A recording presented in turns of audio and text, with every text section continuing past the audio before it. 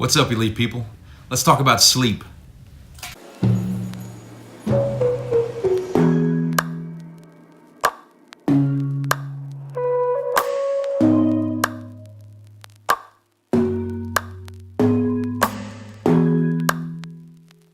So for the first time in a long time, I got a full night's sleep last night. I got about 9 hours, and I feel amazing today.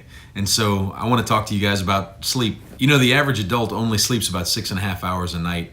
And as a matter of fact, the average teen only sleeps about 5 hours a night on school nights, which is about half of what they actually need. And before alarm clocks commonly existed, people would actually sleep according to their circadian rhythms, which are driven by sunlight. We have chemicals in our brain that are affected by light hitting our eyes, which turn on a mechanism to tell us to be awake.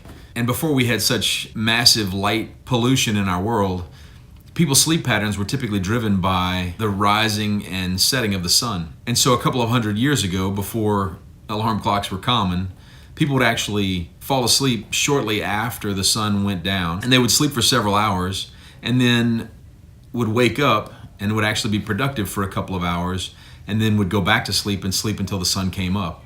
And it was considered first and second sleep.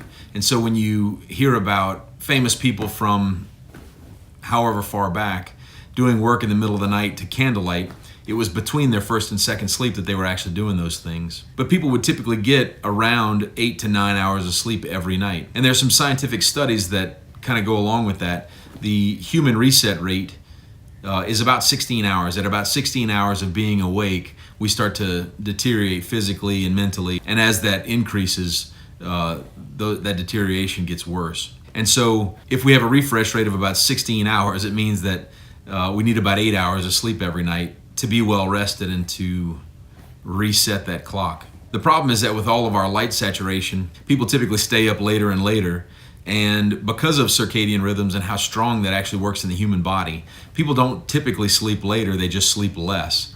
And so over the past several decades, as this has been studied, people have gotten less and less sleep. And like I said, the average adult today gets about 6.5 hours of sleep every night. We don't really fully understand why sleep occurs or why we need sleep. We just know that we do need sleep. There have been some things studied that we think are the reasons we sleep, but we don't really fully understand it. Some of those reasons are the dumping of proteins like beta amyloid, which is the protein that we believe is linked to Alzheimer's disease, and also to allow the prefrontal cortex of the brain to rest.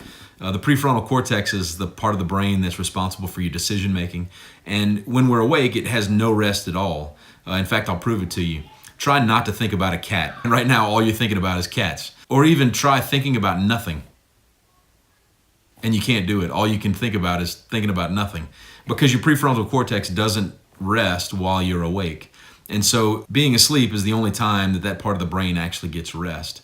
And it may be the reason why, with lack of sleep and lack of rest, we're unable to form new memories, and our decision-making process is really poor. And in fact, a lot of studies show that with a full night's rest, humans are more creative and able to come up with solutions to new problems. In some old studies done on animals that were forced to not sleep eventually started to have seizures and even death. And in fact, in humans, for people who have diseases like epilepsy and things that cause seizures, their seizure threshold is actually decreased with less and less sleep. So the less sleep they get, the more seizures they actually have. And there are lots and lots of other things that are suggested in some recent studies. There's some really good books that have been written recently on the topic of sleep, and I'll recommend a couple of them. The first one is Why We Sleep by Matthew Walker, and the second one is Dreamland by David Randall. Both of those books are really good at explaining some of the science behind sleep and why it's a good idea to get a good night's rest every night.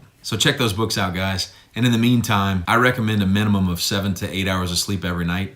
Your body will thank you for it. Your decision-making process and your mood in general will be better for it. And so get your rest. Hey guys, if you like what you see in here, subscribe down below. Make sure you hit that notification bell. And as always, get fired up, because if you're not fired up, you are doing it wrong.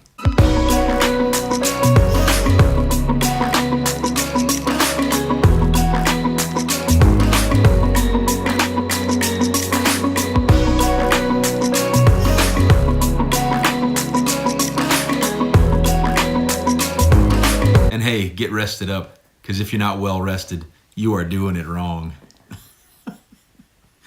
I'm sorry, I'm a dork.